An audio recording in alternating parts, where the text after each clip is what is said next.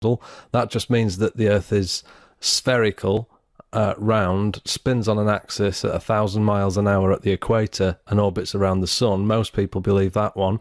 Then there's the geocentric model. That just means that the Earth is stationary and doesn't move. Then there's the flat Earth model. As you can see from this picture here, there's an outer edge of ice that holds the water in, and the sun moves around the Earth. Then there's the concave Earth theory, a little bit wild for my taste, a bit fanciful, but I'm not going to talk about that in this video. But for those of you who want to know what the concave Earth theory is, it's instead of standing on the outside edge of the Earth, we'd be stood on the inside edge, and the centre of the Earth would be the stars. So I'm not talking about that theory because that's a little bit fanciful. And then there's hollow Earth theory. I haven't investigated hollow Earth, so I can't even comment on that one. But so this video is about flat geocentric Earth theories. Okay, so back to the list. Number 24, Earth photos. What you might think are legitimate photos of Earth, like this one, an official space agency photo, when examined and put under the microscope, they turn out to be nothing more than composites and photoshopped fakes. To find out, I took a flight from Australia to the good old US of A.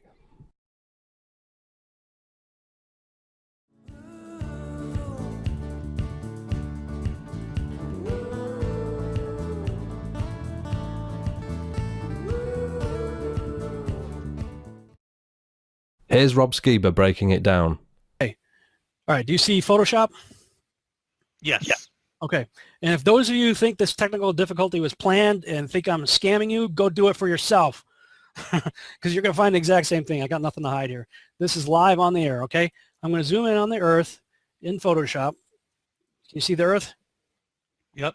Okay. I'm going to go to Image, Adjust, Levels, and I'm going to bring the levels over here.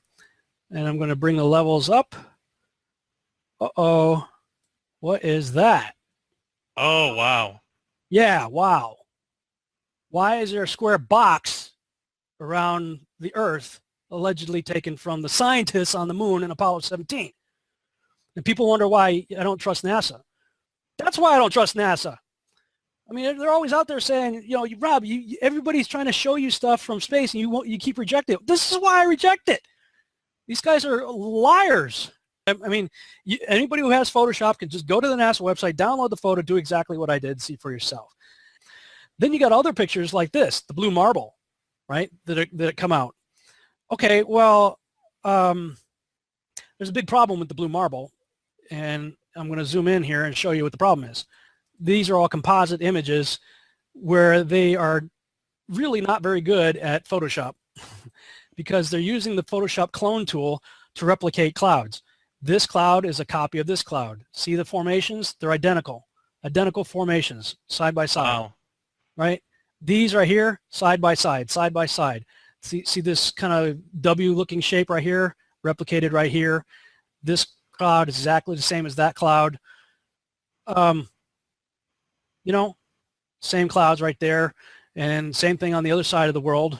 They got the same thing going on. They got careless. Here, look, 1, 2, 3, 4, 5 of the same formations replicated right there. These two replicated, same exact formations right here. This right here is clone of that right there. I mean, really? So you're telling me that we could take pictures of Jupiter and Saturn, huge, massive planets, and now we're out going to Pluto, but we don't have one legitimate picture of the Earth from space that's not a composite? Really? So what you've just seen is just one quick example of a counterfeit Earth photo taken by the very space agencies we're supposed to trust. You can get into this into a lot more depth, and you'll find similar sorts of Earth fakery on almost every photo and video that's ever been touted as being a genuine. Critics will say that the space agencies have to composite lots of photos into one picture, because they can't get satellites far enough out to take one picture of Earth. All photos of Earth are composites, that is false. Most of them are, because you have to be very far from the Earth to get the whole planet in the frame, or the whole side of the planet that is actually facing you in the frame. And we rarely go that far away. Most satellites are way too close to take pictures like that, so composites are used. But that's a ludicrous criticism, because they've supposedly been sending satellites out to Mars, Jupiter, Saturn, and recently Pluto. If they can get clear photos of Pluto, then the critics are really debunked at this point.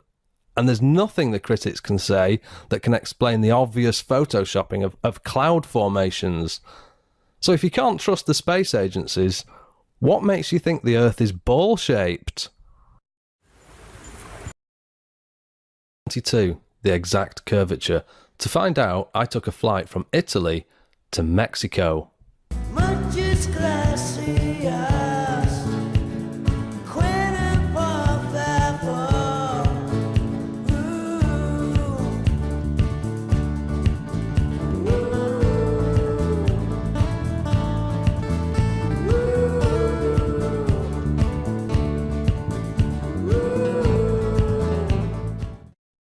So here's the exact curvature of Earth as confirmed by a university. At 1 mile distance, it's 8 inches of curve. At 2 miles distance, it's 32 inches. At 100 miles distance, the curve ought to be over 6,500 feet. That's 1.2 miles of predictable curvature. So a commercial jetliner flying at 500 miles per hour would have to continuously point the nose downwards to stay on the curve. Yet we don't see that happening. Critics will say they can see the curve from out the window of a plane, but that's not true, because every video posted with a normal lens shows a flat horizon. And all planes are fitted with a horizon gauge, an attitude indicator on the instrument panel. They use the horizon gauge to line up the plane with a flat horizon. You can't line up the plane with a curved horizon. It doesn't work. So it's possible that pilots and airliners don't know the Earth is flat. They follow a designated flight path, just like drivers follow the road network. They keep the plane level, just like we keep the car level with a steering wheel. But how many of us have considered the exact curvature? Number 21, Earth spin. To find out, I took a flight from Mexico into space.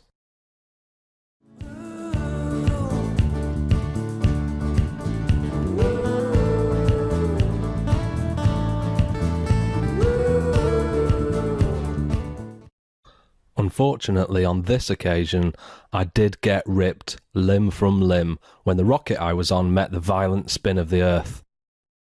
I guess that's why they call it the Earth spin, because their goal is to spin the truth.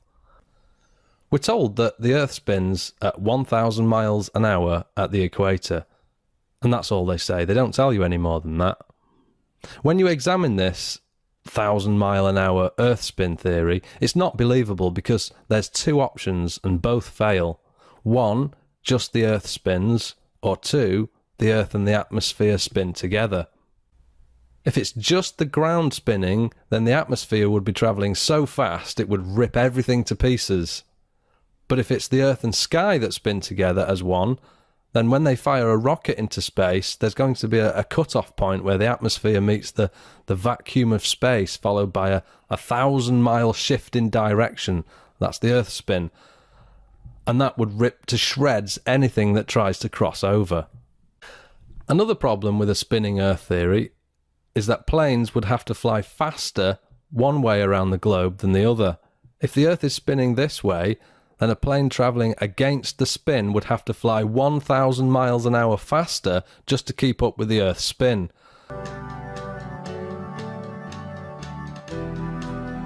On the flip side, if your plane is flying with the spin, then it's oh happy days, because you'd reach your destination in the blink of an eye.